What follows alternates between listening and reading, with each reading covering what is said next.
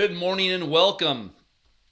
I'm Matt Lisle, and today is June 25th, Thursday, June 25th, and this is episode 16 of the Coffee with Coach Lisle show, where I help parents, coaches, and athletes around the world tackle the challenges of life and athletics. As always, if you're tuning in this morning, please let me know you're here. Let me know where you're tuning in from. Yesterday we had people from New Zealand, Africa, United Kingdom, all over the United States. Always fun to see, and it's always fun to see the regulars. Mike, good morning. Celeste, awesome. I appreciate you guys tuning in. Thanks for them. One of my favorite mugs, Star Wars and Disneyland mug. Yoda trying to get onto a ride. So good morning, everyone. Good morning. It's funny to see everybody all over the country and the world. Mark, appreciate that, and I appreciate the responses. Robert, good morning from Montana, one of my favorite places. Celeste, good morning. Good morning from Matthews in Texas. Freddie's in Colombia. That's awesome. We're going international again this morning. Mike's in Southern Oregon. My sister-in-law used to be a broadcaster at a news station in Southern Oregon in Medford. Herb, good morning from Pittsburgh, one of my favorite food places. Michael again, Daniel and Katie. It's awesome to see these names over and over again this morning. Tyler, good morning. Ruben, good morning from Nevada. Not too far away from where my parents live. Good morning. From Karen from the great state of Texas. Mike's in Rockford. Tim's in Connecticut. Awesome. Trevor's in Shelton, Washington. We got some more Canadians in this morning. John, good morning. Trevor, appreciate the love. Kevin in North Carolina. Ryan's right down the road from me in Vacaville. It's about a half-hour drive from my house. Awesome. Look at all these people tuning in this morning. Michigan, Rocky Hill, Connecticut. Mark's in Utah, a beautiful, beautiful place. Susan, Vancouver. I'm guessing you're Vancouver, Canada. What a beautiful, beautiful, beautiful place. Again, appreciate everybody tuning in this morning. Charleston, South Carolina, one of my favorite places in the world. So I've been almost everywhere, and I definitely have some of my favorites and least favorites. So good morning, everybody. You know, as always, if you're tuning in, hit that like button, hit that share button. Our goal of the day, our goal of every show is to get to 300 likes. We get to right around that goal every morning. So this morning, if you're feeling friendly, hit that like button. If you're really liking the show, hit the share button for me. Share it on your Facebook wall. Share it to some friends. Hit that little share button, and it'll end up on your wall, and more people can see the show, and maybe they'll tune in tomorrow and learn some lessons from life and athletics. So if you're just tuning in, hit that like button, hit that share button. Let me know where you're tuning in from. And if you do not like to wake up early on the West Coast, or you just can't tune into us on Facebook Live, this show always goes up onto Apple Podcasts and Spotify Podcasts after the show. And I always put it on YouTube as well. So if YouTube is your place, go over to youtube.com/Coach Lisle, hit the subscribe button. You can always watch all my segments on there. Obviously on Facebook as well, but if you want to, you can listen to it on podcasts, and it keeps climbing the podcast charts, and it's been getting thousands of downloads, and I appreciate everyone who's been doing that. So thank you to everyone who has been doing that. So just want to check in to see who else is here this morning. Alexander in Wisconsin, that's awesome. Mike says, I used your speech yesterday before practice. Those are the things I say all the time. It was perfect to hear someone saying the same things. Thank you. Awesome. Glad to hear. I appreciate you sharing that and letting us know you talked to your team about that. That's awesome. Trevor said this week they had scrimmages with masks on. Interesting thing right there. I can't imagine practicing with masks on, but hey, I'm checking up on the scoreboard right now. The scoreboard says 65 likes. So thank you guys for hitting that like button. Keep hitting that like button. If you're watching, you're tuning in, hit that like button. All right, so let's talk about our starting lineup for today. Okay, our starting lineup for today, as you're getting settled in, today's starting lineup is going to be First, I'm gonna have a question for you guys. I always have a good question. I appreciate yesterday was who was your favorite sports hero growing up? Lots of great answers. Some really good answers there. So today's starting lineup will lead off with a question again, and then I'm going to share a parent email about a child that is too good to sit the bench. And then our main topic of the day is going to be about effectively talking to your coach. As a parent to a coach, as an athlete to a coach, as a coach to a parent, how to have confrontation and communication, how to do it the right way. Because I can tell you right now, it may not seem like a topic that important, but I get so many emails, hundreds of emails saying, "Hey, coach, how do I talk to my coach about XYZ?" So today we're going to cover everything with how to talk to your coach. So make sure you tune in for that segment. And as always, after that segment, we will go to our Q&A time. I put 10 minutes on the shot clock for Q&A, so make sure you guys are ready to go with your questions when it's time for Q&A, because we go through that really quickly. It goes by really fast. So get your question ready for Q&A. And then our final segment of the day, I always share a quote or a saying or a tip that I want you to leave the show with thinking about. And so that's just from my experience and my advice from being a parent for 23 years, from being a coach for over 20 years. I think this is my 20th year coaching, 21st year, something like that. So again, I appreciate that. So let me know where you're tuning in from this morning. We got people from all over the place. Phoenix City, Alabama. We've got someone from England. That's awesome. Beautiful Boise, Idaho in this morning. Good morning. Good morning. Peter tuning in from Denmark. Peter might win our furthest away award today. If there's someone furthest away. Angie, good morning. The sun's out. It's going to be about 90 degrees at my house today, so it's going to be a warm one. So, the question of the morning. The question of the morning is, what is the coolest thing you've ever seen at a professional event? Or unless you have a college event, if you can't think of a professional event, but I want you to think, what is the coolest thing you've ever experienced or seen live in person at a professional event? And I can tell you what, I've got like hundreds of them. Working for the Oakland A's for 17 years, working in pro ball, doing some different things. I've seen a lot of great things, but off the top of my head, two of my greatest experiences ever the first one was in 2008. 2008 in May, my wife and I were living in Maryland, and we drove to Boston. And my wife and I went to Game 7 of the Eastern Conference semifinals, LeBron James and the Cavs versus the Boston Celtics, Game 7 at Boston Garden, and it was so incredible. My first experience at the Boston Garden. It was an unbelievable game. No one sat down the entire time. If you sat down, someone yelled at you. My first time ever to Boston. And Boston ends up winning in the last minute. LeBron had 45 points. Paul Pierce had 41 points. The place was going nuts. It sent the Celtics to the Eastern Conference Finals. I mean, it was the most incredible sporting experience I've ever been to. When people say, like, oh, I'm just going to watch the game on TV, to me, I'm like, those are the reasons why you go to the game, because the experience sometimes is just so incredible. So that's one of my favorites. So the question again in the morning is, what is the coolest thing you have ever seen at a sporting event? And I want to hear from it. I want to hear what was your coolest experience. And then I got to tell you guys, one of the other coolest experiences I've ever had in my life, which is kind of funny. In 2009, a friend of mine, Heath Bell, pitcher for the Padres, gives us tickets to the game. So we go to the Giants game, San Francisco Giants game against the Padres, and my wife and I, and we're sitting there watching the game, and honestly, I'm a huge A's fan. It's been a long week, and I wasn't really paying attention to the game. I got up a bunch of times. I got my garlic fries. I got my hot dogs, and it's about the fifth inning, the bottom of the fifth inning, and I look up at the scoreboard, and I say to my wife, I don't think they've had a base runner yet. And I look at the scoreboard, it's 0-0-0. And the Giants are pitching a kid named Jonathan Sanchez, a rookie.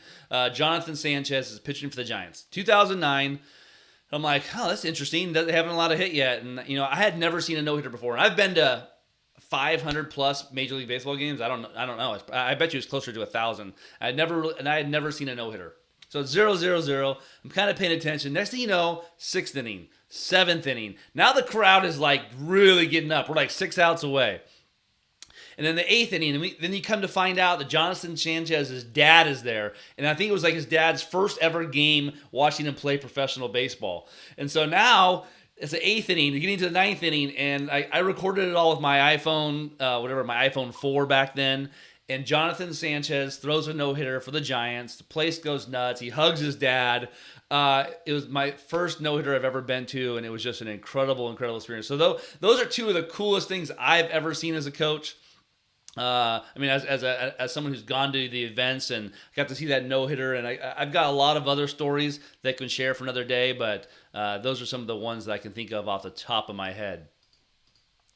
Michael Moody says, the midnight yell at Texas A&M, Kyle Field. Now, I've played at Texas A&M multiple times, and I do not know what the midnight yell is, so I apologize. I should know that, I feel like. So let me know what exactly is the midnight yell.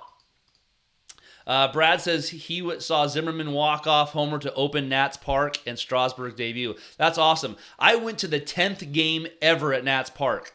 It was 2008, April 2008. When it first opened, I think I went to the 10th game ever at that stadium, and it was incredible. But that's a really cool story. Bill says he went to Gretzky's last game. Wow, that's pretty cool. Get to go to Wayne Gretzky's last game is pretty incredible. Casey said Deion Sanders staying for 2.5 hours after his AAA debut with the Columbus Clippers to sign autographs for fans with a smile on his face. That's awesome. Said I grew up a huge Deion fan. I still am a huge Deion fan. So that's awesome. Mark says, I went to my first Cubs game as a kid. Ramon Martinez. Oh, man, Ramon Martinez was a stud. Ramon Martinez was not pitching for the Expos. Had to watch his brother instead. Looking back, I was pretty lucky to watch Pedro. So man, Pedro, to me, top 5 pitcher of all time. But Ramon was an absolute stud as well. Andrew went to the Michael Jordan dropping 50 during the flu game in Utah. Wow, what an experience that you got to experience that live. That's incredible. Rachel said, took my husband to his first college football game, Tennessee versus Georgia. He's a diehard Tennessee fan. We were there for the Hail Mary when Tennessee beat Georgia in the final seconds. Wow, pretty cool. For me, I coached at the University of Oregon in 2012. And we lost to Stanford in overtime to basically prevent Oregon from getting a chance to win a national championship. And I was on the field for that moment. And the entire stadium went silent. It was one of the most insane things I've ever experienced live as well. Brent says, walk-off home run by LSU's Warren Morris in 1996 College World Series versus Miami. I was sitting in the right field stands where the ball went out. I believe it's the only time Division I baseball has ended on a home run. That's awesome. What an awesome experience that you got to do that. Bill, this will hurt, but since you're an A's fan, the 2014 AL wildcard game at Kauffman Stadium. So, Bill, I'm a diehard A's fan. I've been to every A's playoff game at home. That game, we had practice that day. I was coaching at Santa Clara University, and I watched that game in the cafeteria by myself with students all over the place, by myself in the cafeteria on the big screen. The A's were ahead 7-3, guaranteed to go on to the playoffs. Absolute choke. Royals come back to win it in a walk-off. It was literally one of the worst days of my A's career, Bill. So thanks for bringing that up and ruining my morning. Those that said the NLCS Dodgers won a few years ago. Puig started running around the field and the fellows and started high-fiving fans in the stands, nonstop cheering. And if you've ever been to a MLB, NBA where they clinch it and they win and the players are celebrating, it's incredible. My first year working for the Oakland A's in 2000, they went to the playoffs, and when I partied with the players and the fans afterwards, it was just an incredible, incredible experience. So many great stories. Karen says, I'm watching my granddaughter throw out the first pitch at a professional softball game. That's awesome. So many good stories you guys are sharing. Travis said, meeting Gene Autry and Reggie Jackson and Rod Carew in 1983. What a cool thing. But Mike might have us beat. Mike says in May, he saw the Kerry Wood 20 strikeout day. An amazing day. Atmosphere was something else. Man, I watched that game. Kerry Wood and I are the same age, and I followed his career even starting in high school. He was really well known. That game is probably one of the greatest games pitched ever in history. That you got to be there is just incredible. So that's incredible. So many good stories. Robert said he saw Bo Jackson hit the ball and bloody Nolan Ryan. That's incredible. John says Johnny Bench tossed him a baseball from the first base side on his last season and spoke to me for a minute. I was a catcher back then too. He says you don't remember the days, you remember the moments. That's incredible. So you guys have had some pretty awesome sports experiences, and I hope that you are sharing some of those experiences with your kids, making sure to take them out to those things. For me, I think it's easy in 2020 to just watch games on TV and on internet and stuff like that.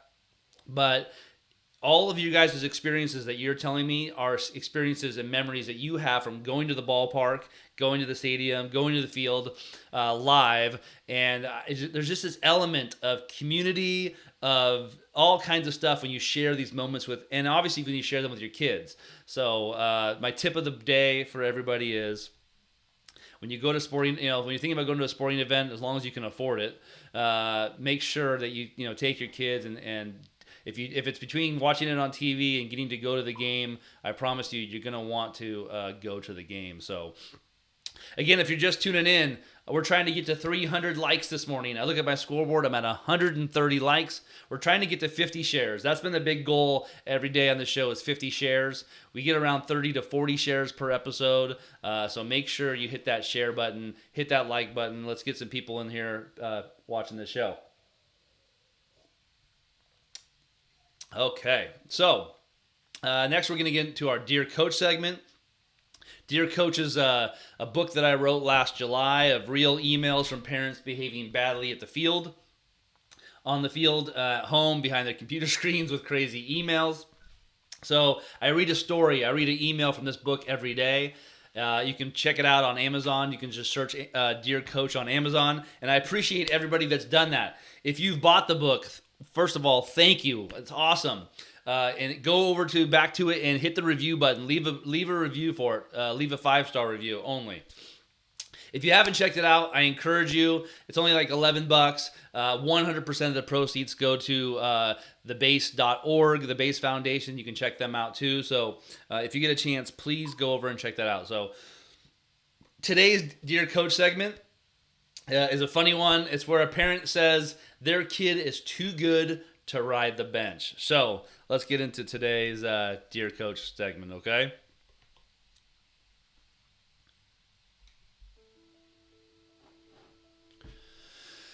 It starts with, Dear Coach Lisle, during my youth football coaching years, the league had a pull card. Prior to the game, you'd select 5 of your best players to sit out if your team were to go up by 16 points or more, which I think is a really interesting thing, this pull card. So prior to the game, you'd select 5 of your best players to sit out if your team were to go up by 16 or more points. One game, our team went up by 16 in the third quarter, and our pull card kids came off the field. Suddenly, I heard a voice on the fence that sounded unhappy. Eventually, I realized this person was yelling directly at me. As I walked up and down the sideline, the voice followed me, wanting to know why his kid was not in the game. At the end of the third quarter, I walked over to explain to him that it was a good thing to be on the pull card. I also explained that at this young level, it really helps with sportsmanship. He promptly told me his kid was too good to sit for any reason and to never have him on the pull card again. Sincerely, parents just don't understand. And I saw this, and Wes Mulbash, an incredible artist who illustrated this book, drew a great comic for this one. And it says, "My client must be exempt from pull cards, non-negotiable." I thought that was really good. So, and it's just a funny thing. I think that a lot of times, and I've experienced this too, coaching baseball over the years, it's 10-0. You want to get all your subs in the game. You want to share the love. And then sometimes you get parents who still, their kid got pulled out of the game because your team's ahead 10-0 and they're upset that you pulled them from the game. So come on. So that was our Dear Coach segment this morning. It's a kind of a funny one. And I think the pull card thing is really interesting. I had never heard that before I got that email, but it makes a lot of sense, and it's good for sportsmanship to do that. So I like that idea of the pull card. If you're just tuning in, the question of the day was, one, where are you tuning in from? Let me know. We've got people from England, the United Kingdom, Australia, Denmark. We've got people all over the world today, Colombia. So Let me know where you're tuning in from. Let me know if you're drinking coffee or anything else like I am this morning. For me, I don't know if you guys have ever been in this situation, but we have these Nespresso pods we're really big fans of. That's what I have every morning. They're really good. I woke up this morning at 5:15 and there was no pods left, and all I could find was creme brulee Keurig cup. Not the best, but it's getting the job done this morning. So the question of the day, besides where are you from? Let me know where you're from. The question of the day is, what is the coolest sports moment you've ever experienced live in person? And you guys had some crazy ones. Wayne Gretzky's last game, Kerry Wood's 20 strikeout game. So many great stories you guys have shared about some of your meeting people, Deion Sanders, Reggie Jackson. So many great stories of you guys experiencing some great games, walk-off home runs. There were just so many great stories. So I want to hear from you. What is the greatest sporting event experience that you've ever had or experienced? What was the coolest thing you've ever seen? Because to me, I'm very, very curious what you guys are experiencing. Okay, so this morning, we're going to talk about, our main topic this morning is going to be about how to talk to your coach, how to effectively communicate with your coach, whether you're an athlete or a parent or the coach. I want to give you guys some tips on that. So today's main topic is going to be how to talk to your coach, okay? So let's start with this. If your child plays organized sports, okay, if you have any experience with this whatsoever, there's a good chance you're going to need to talk to the coach at some point, okay?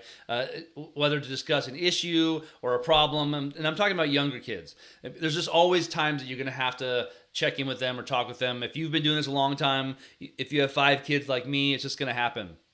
And so regardless of the issue, if you need to go talk to the coach, the goal of this conversation is to come to a resolution that's best for everyone, like your child, the team, the coach, everyone. Okay, the goal is problem solving. Okay, I want you to keep that in mind today. The goal is problem solving, and how you deliver your message will have a significant effect on whether you're being heard, whether your concerns will be addressed. If the issue is serious, don't be afraid to talk to the coach. If there's actual serious issue, bullying, abuse, something's going on that's serious, that needs to be addressed, do not be afraid to do that. After all, I learned this from Ron Woolforth over the years, and just as a parent, you are your child's only advocate in life. Like, really, you are the only one. So if you remain silent, we have parents on the other side of the spectrum. Some that, they step in and they want to intervene on every single little tiny issue. Then you have parents who they just remain silent. It's not a big deal. They'll work it out.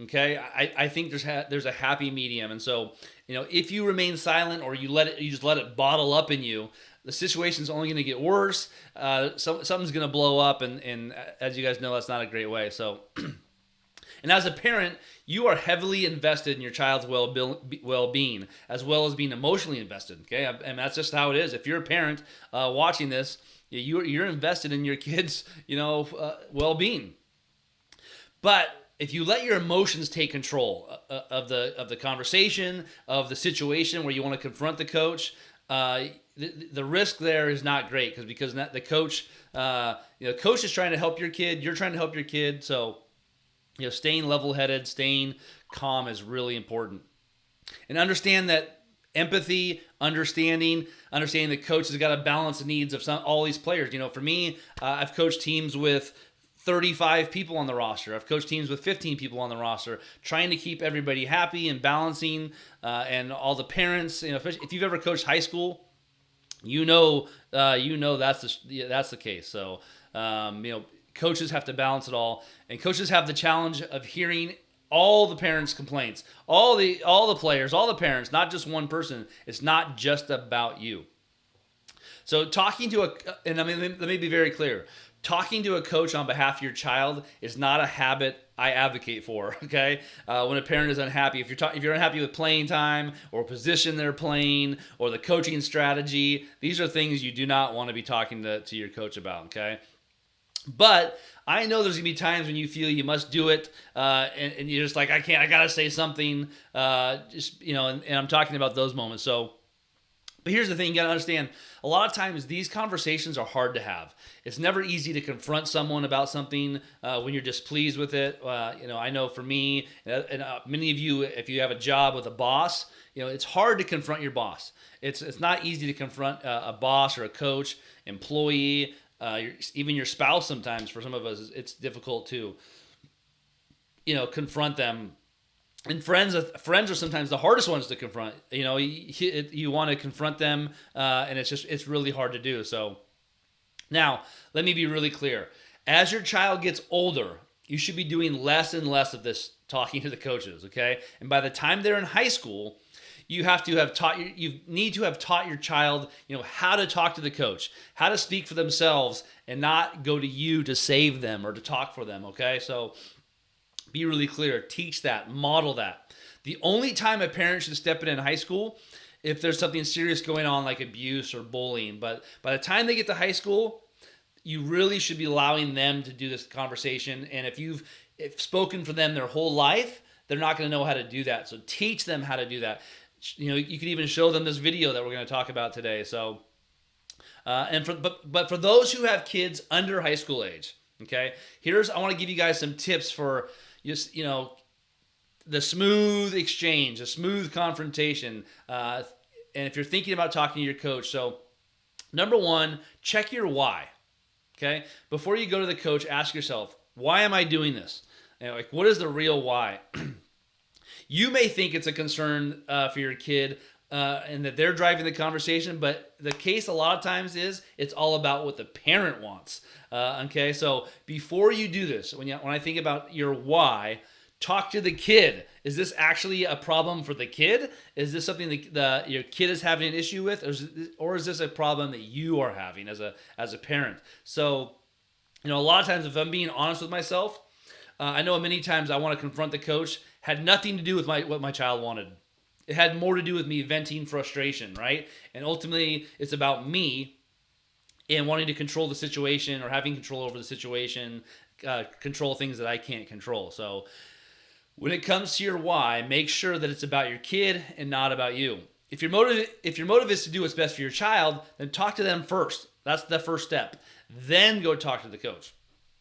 And then instead of looking to fix the problem, seek for ways to address it internally with your kid by talking to your child about what they can do to resolve the issue. And so for me, it's a great tip that you've got a kid, you've got a problem with playing time or whatever the thing is.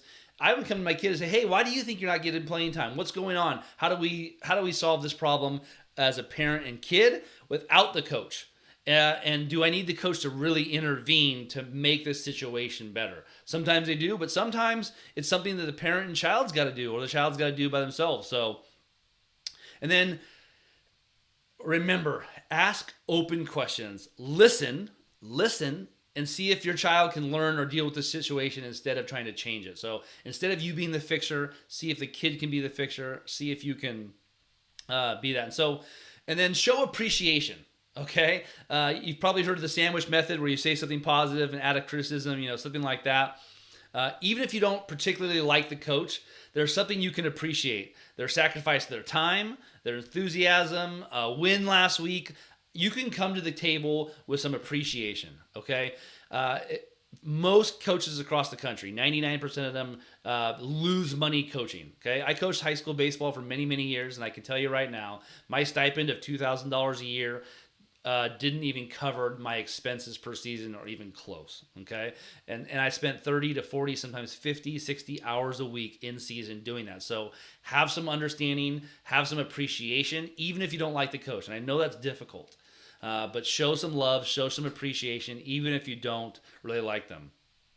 No one likes to be attacked. No one likes to be confronted. And if you come to the coach, if you come to the coach with guns loaded and you're going after them really hard, for me as a coach, I'm going to immediately put my blockers up, put my shields up, and it's going to be really hard to have a productive conversation. It's going to be hard to get a resolution. So as much as you can, really show some appreciation and don't come guns a-blazing. Also, don't surprise them. Many teams and leagues over the years in different places of the country have this 24-hour rule where you can't talk to the coach for 24 hours, let them steam down. Whatever you do, don't confront a coach after a game or after a practice. Right after, this gives the coaches, it gives the parents time to calm down if there's something going on. Because a lot of times coaches aren't calm after a game either. So do not confront them after a game. Okay, don't do that. And I'm going to go a step further. I would make an appointment with the coach. So let's say you've got a situation you really want to talk to them about. I'm going to send an email to them, text message or phone call. Say, hey, coach, I'd love to talk to you. What time works? And sit down and talk face to face. Do not get behind the keyboard and rattle off an email because you might end up in my next book. Okay, don't do that.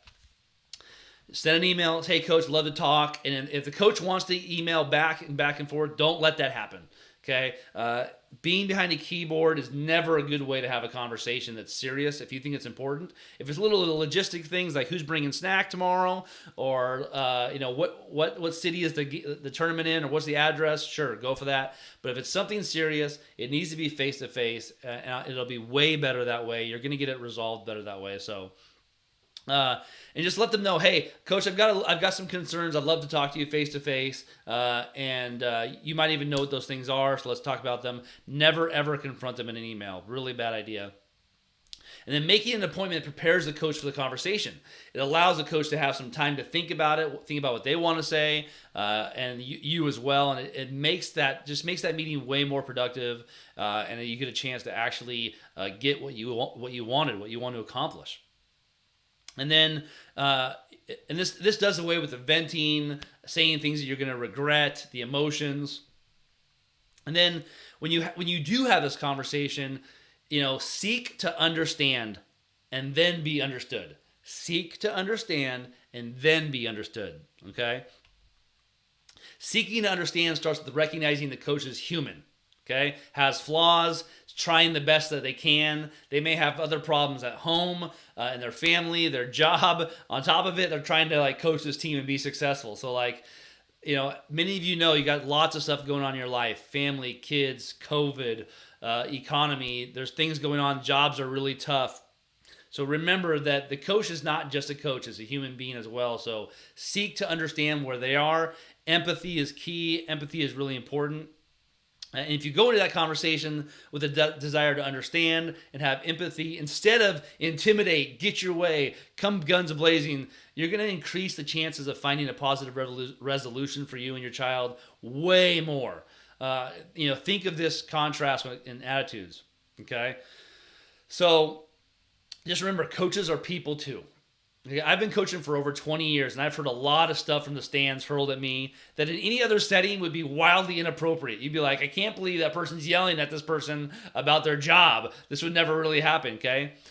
Coaches are human. Coaches make mistakes.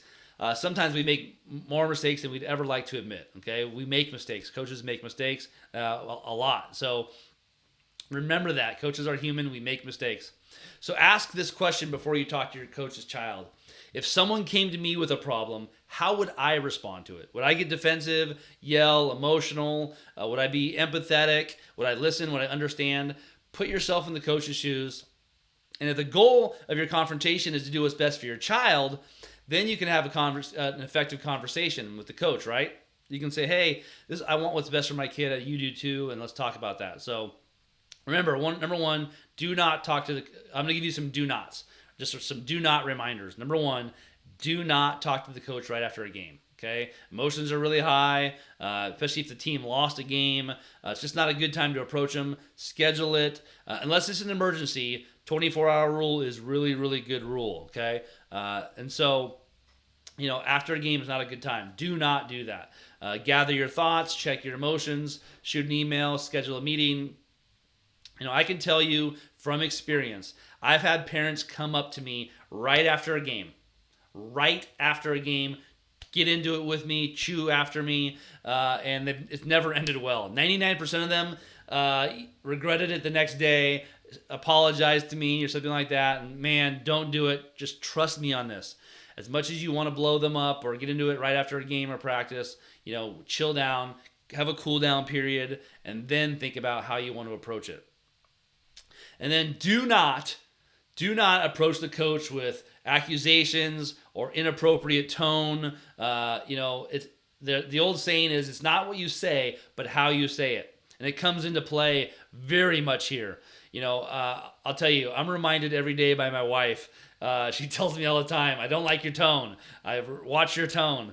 Watch your tone with me. Watch your tone with the kids, how you talk. Because I use tone not in a good way sometimes. So I'm conscious of it. I try to remind myself of it all the time. So be conscious of your tone when you come to your coaches. Are you coming with a tone and a posture of understanding and empathy, or are you coming with a tone of accusations and blame? So be really careful of that. If you come at them angry, accusing, they're much more inclined to dismiss it, right?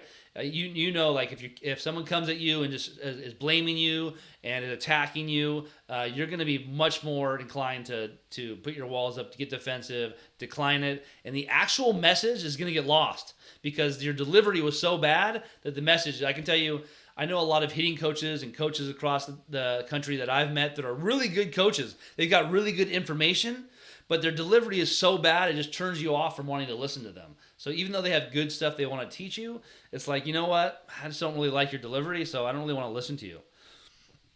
The right tone is calm, even, okay, conversational. This fosters cooperation, openness.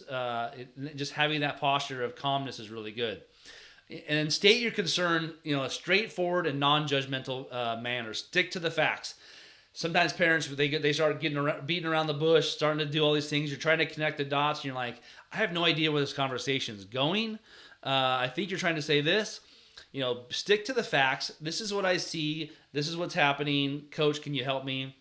For example, blurting out, hey, Miranda is not getting much playing time. She thinks you hate her. And at me, I'm like, what? What are you talking about? This is gonna, that puts the coach on the defensive. And I hear it all the time. My coach hates me, or the coach hates her. If you say that to a coach, like I said, I'm going to get pretty defensive about that. And it's going to be hard for me to listen to whatever you say.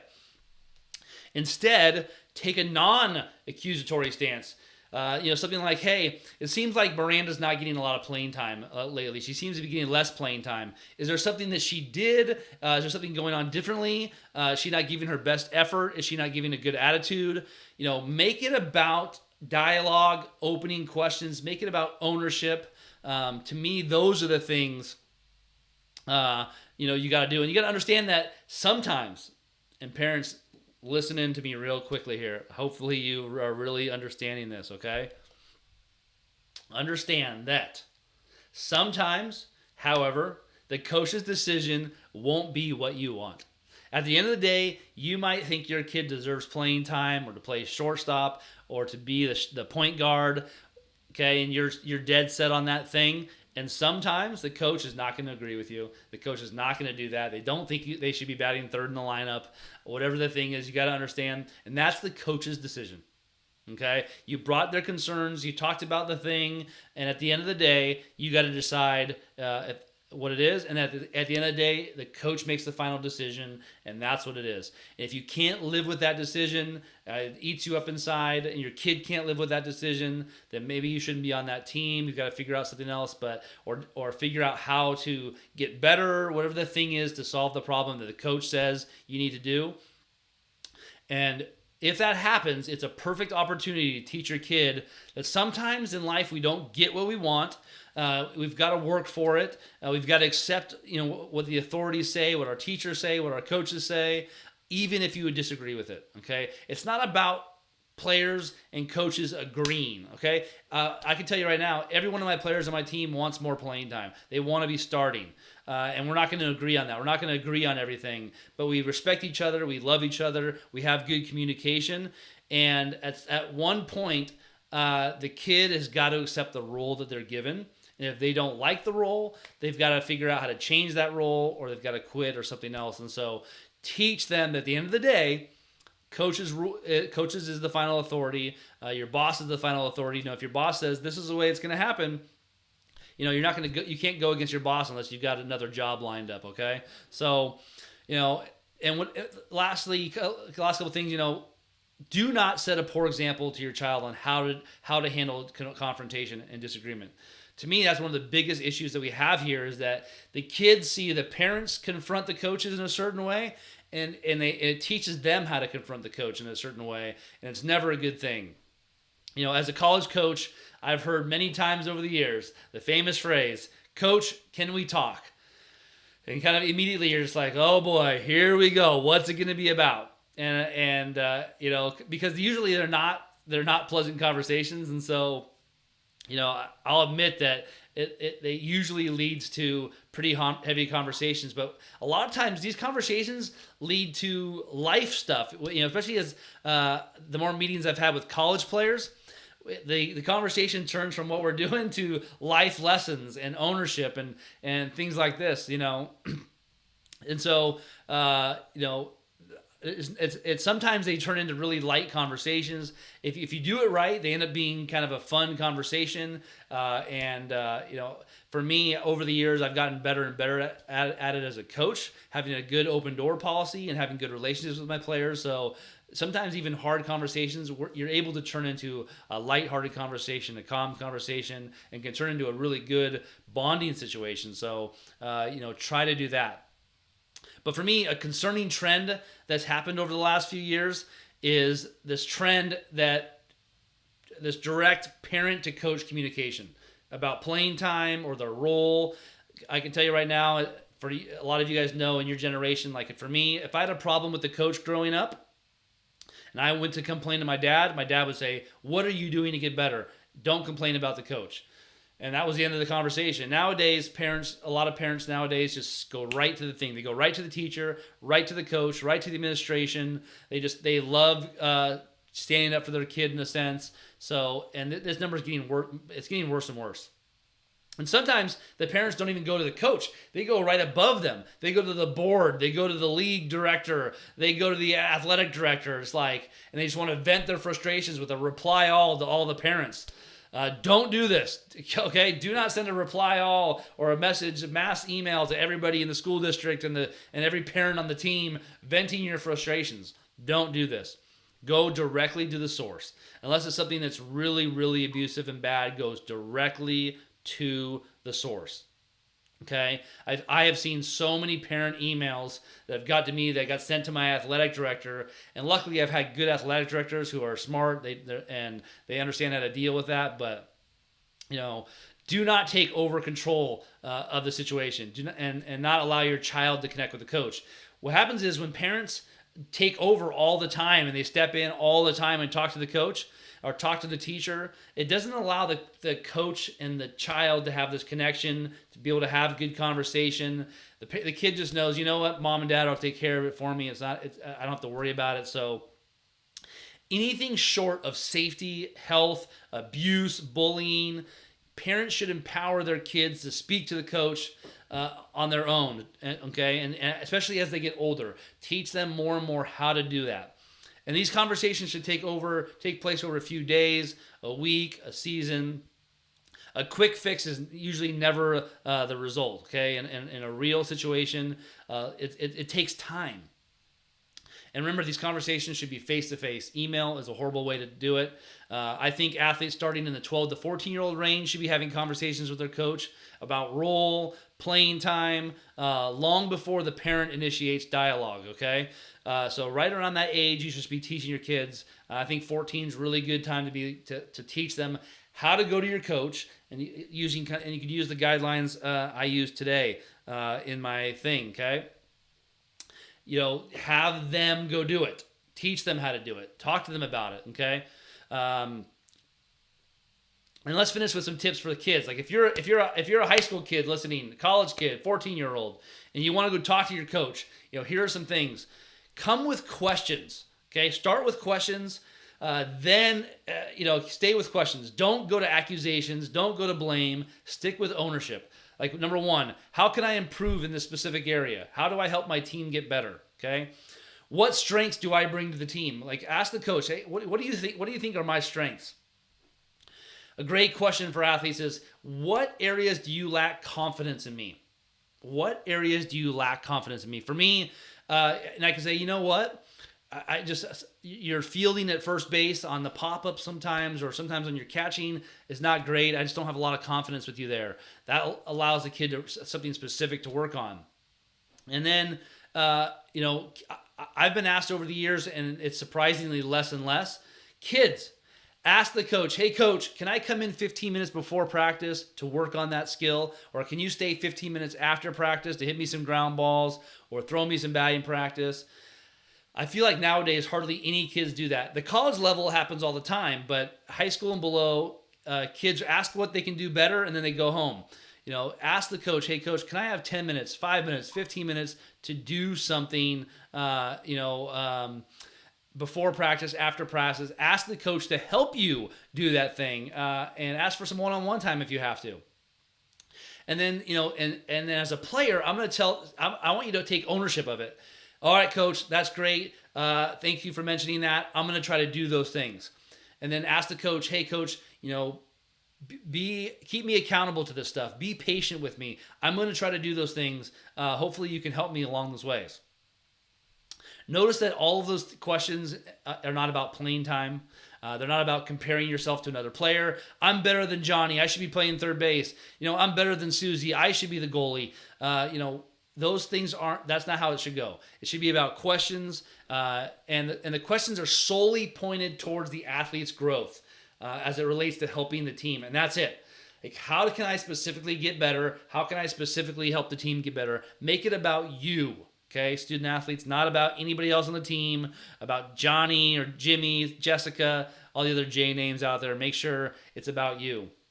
As a coach, I want to hear from my players and see in their actions that they're team focused and care about the growth as it helps the team and not just them.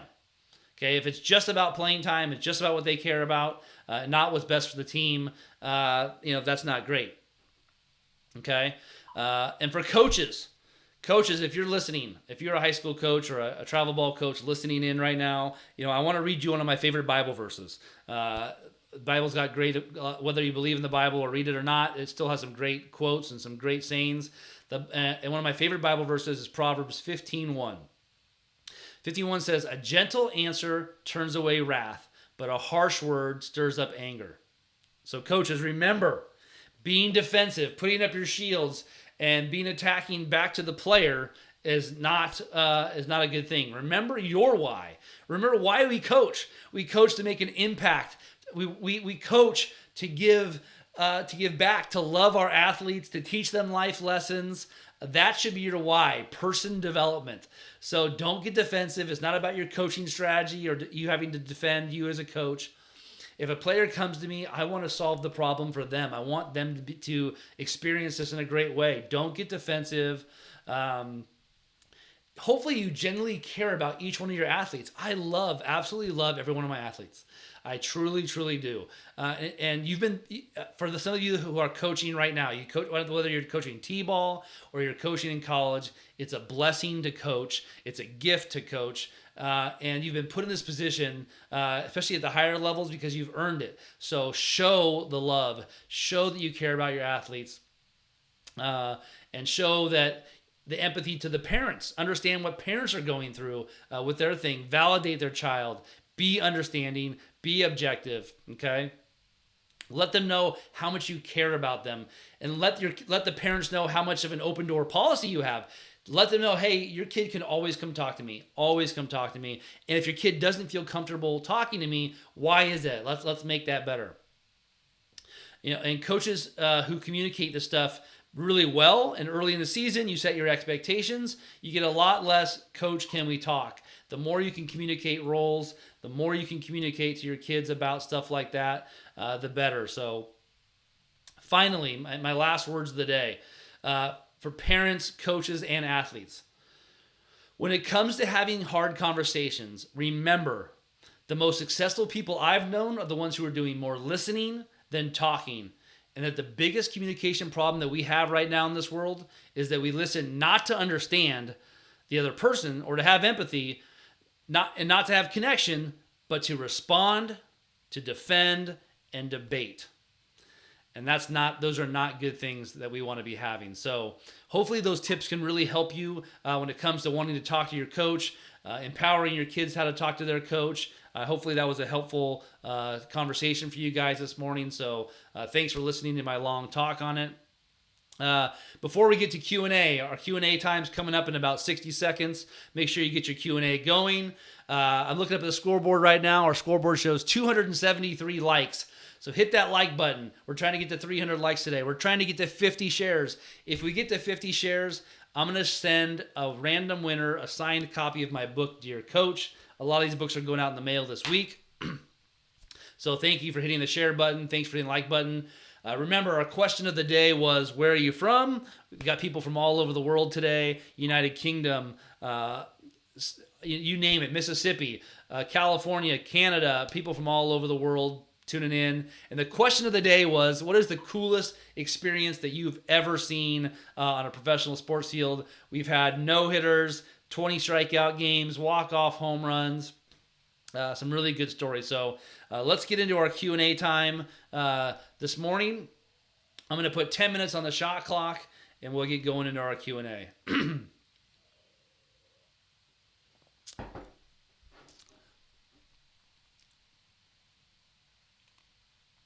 All right, let's see. As I scroll through all these great questions this morning, let's see where we are going to start.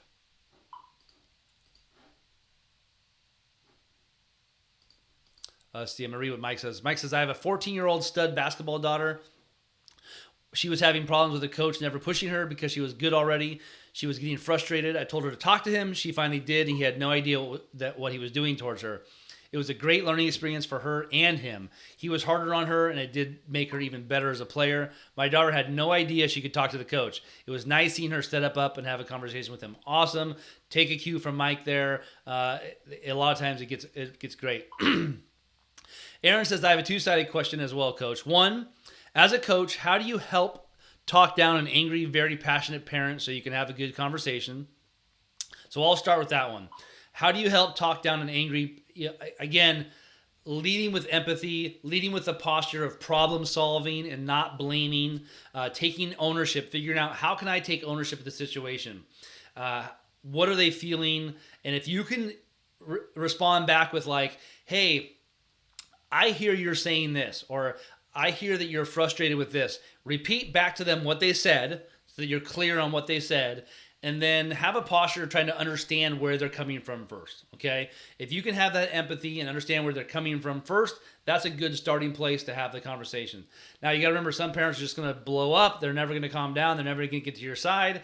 In the world right now with politics and science, in the world today, especially if you live in the United States, you understand sometimes they're just not, they don't care. It's going to be about them. They don't want to listen. It's angry. And this, sometimes you just have to say, hey, I'm sorry, we're not getting anywhere. We're trying to problem solve with this. I'm sorry, but I'm the coach, and this is what I decided to do because we're not having a productive conversation. Part two of your question was, how do you as a coach talk to another coach who could be hot-headed without escalating the issue but being able to get your point across? The same thing. I think if I'm a head coach and I have an assistant coach, or I coach with somebody that's like this, I got to sit down and really talk to them about it, keep them accountable to it, and just say, hey, if this keeps up, I don't know if we can coach together. I don't know if it's a good idea to have you coaching. And you got to be strong enough to do that. But a lot of times, that other coach doesn't even realize what they're doing. So sit down with them, take them out to lunch, get a drink after a practice, whatever your way of connecting with them is, and say, hey, this is what's going on in practice. What do you think about this? And here's what I'm noticing. Try to come with a posture of understanding the person, again, empathetic. And then again, say, hey, and say, this is the expectation. I'm going to keep you accountable to that. And say, a lot of times I ask my other coaches, do you agree with that? Or ask my players, do you agree this is the thing? Yes. Okay, cool. Are you okay with me keeping you accountable on that? And hopefully they say yes. And then that way I'm kind of off the hook a little bit from there. So, good morning, everybody tuning in. Amy said being at the game where Jim Thome hit his 500th home run. Wow, that's really awesome. Wow, Jim Thome has been someone that I look up to, and I'll have some Jim Thome stories for another day. Mark says, Question, for in-house ball, what a lot of people call rec ball, I have always kept my previous players who want to come back. This season, I only have half of my old team because players are sitting out. I have some great new players. How do I decide who comes back next season? I'm not really sure. I would say, are your kids sitting out because of COVID? Is that the reason why they're sitting out? I would just say, as the next season comes out and you start doing tryouts, start figuring out that I can see that could be a tough problem to have. But again, I'm not sure why they're sitting out. If they're sitting out because they don't want to play the game anymore, or they don't like you as a coach, or some other thing. That would be, move on with who wants to be with you. But if it's something else, I would just tell the parents, hey, we've got about 20 kids who want to come back next year between the old kids and the new kids. I'm going to give priority to the kids who played, or come up with some system that is just really clear to the parents. He says, yes, COVID. So for me, I would just say, hey, parents, I totally understand. My kids go to a charter school that they did a lottery, and I'll be honest with you, not a lot of kids get into the school. So you could do a lottery. Say, hey, we got 20 kids that want to play. We can only take 15. We're going to do straight lottery style. Especially if it's rec ball, and let the parents know that ahead of time. Be very clear on it. That way, if their kid doesn't get picked or gets picked, they know exactly what the criteria was. The same thing, if you want to do tryouts, you can do tryouts as well. Just say, hey, we're having tryouts and we can't keep all these kids. And so if you're just tuning in, we're in our Q&A session. We've got about 4.5 minutes left in Q&A this morning. Appreciate everybody tuning in. If you're just tuning in, hit that like button, hit that share button. Let me know where you're tuning in from. Love to hear from you guys. And we're just kind of getting to the end of our Q&A session this morning and our morning. So good morning, everybody. Andrew says, good morning, checking in from Sioux Falls, South Dakota. Great topic today. Probably the coolest thing I ever got to see was Roger Clemens' 350th win at Yankee Stadium, even though it came against my Twins. Hey, I can tell you some of my greatest experiences as a fan. I got to see Roy Halladay pitch against the Giants in the very first row at Pac Bell, which is now AT&T Park, which is an incredible experience. In the very first row, where you're on TV waving the whole time. That was a fun experience for me. And I'm an A's fan, and it was the Giants versus the Phillies. Still a really cool experience. So I appreciate everybody tuning in this morning. I'm going to wrap up the Q&A this morning and head on to kind of our quote of the day, talk, and let's get into a little bit. Oh, we got another appearance from my buddy Winston, my English Mastiff in the background. And so say hi to Winston, 160-pound English Mastiff, the beast from the Sandlot. So I want to share with you guys a quote before you leave on this day. I want to read you guys something from Coach K. Coach K says, I have a rule on my team. When we talk to one another, we look each other right in the eye. Because I think it's tough to lie to somebody. You give respect to somebody. Coach K. And so for me, I thought that was a really good quote. He talks about, and something I didn't talk about in my talk, was when we talk to each other, we look each other right in the eye. Okay, that's a great tip of the morning. Remember, if you want to connect with me, you can connect with me on YouTube at Coach Lisle. I would love for you to follow me on Instagram at Coach Lisle. Follow me on Facebook at Coach Lisle and Twitter at Coach Lisle. Love to connect with you guys on social media. Before you leave this morning, and when you leave, head over to my YouTube channel. I'm trying to build subscribers there. Go to youtube.com/Coach Lisle. Hit that subscribe button. Check out some more segments of the show there. Hey, I had a lot of fun this morning. Thanks for everybody who tuned in and shared coffee with me. But now it's time to say goodbye. But I'll see you again tomorrow. Same time, same place. Now go out and win the day.